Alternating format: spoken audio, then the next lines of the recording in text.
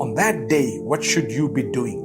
You need to know it's the day, according to the hadith in Sahih Muslim, that Allah frees the maximum number, the most people from hellfire. So He writes names of people who are free from hellfire because of some good that they did. So do good throughout the season.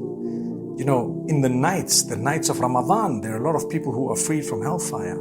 But during the day, this is the day of Arafah, subhanallah, the 9th of Dhul Hijjah. So, subhanallah, we must ask Allah to free us from hellfire, and in order to achieve that, we must be from those who've changed our lives, who sought forgiveness, who've promised Allah that we're not going to repeat the bad that we've been doing all along, and inshallah we will find, by the will of Allah subhanahu wa ta'ala, we will definitely be achieving a lot. You'll feel the change, you'll feel the difference.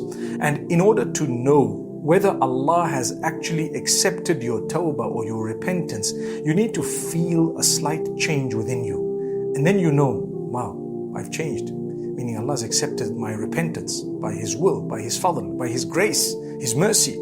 Now, we've spoken about sins being forgiven for the fast of the day of Arafah. I just want to mention the hadith of Abu Qatada radiyallahu anhu, wherein he says that whoever fasts on the day of Arafah, the Prophet Muhammad, peace be upon him, has said that the sins of both years will be forgiven. Both years meaning the current and the coming. But that's speaking about minor sins. As for major sins, they require specific tawbah, specific repentance.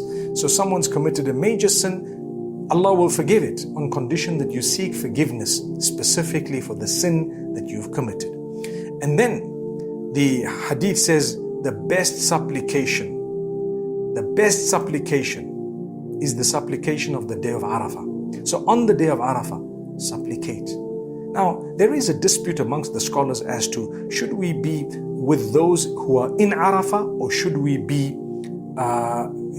following the 9th of Dhul Hijjah. The vast majority say follow the 9th of Dhul Hijjah, because if you were to sight the moon before the people in Arafah, it would be your day of Eid when it is their day of Arafah, and that would confuse things completely. And that's very possible to happen.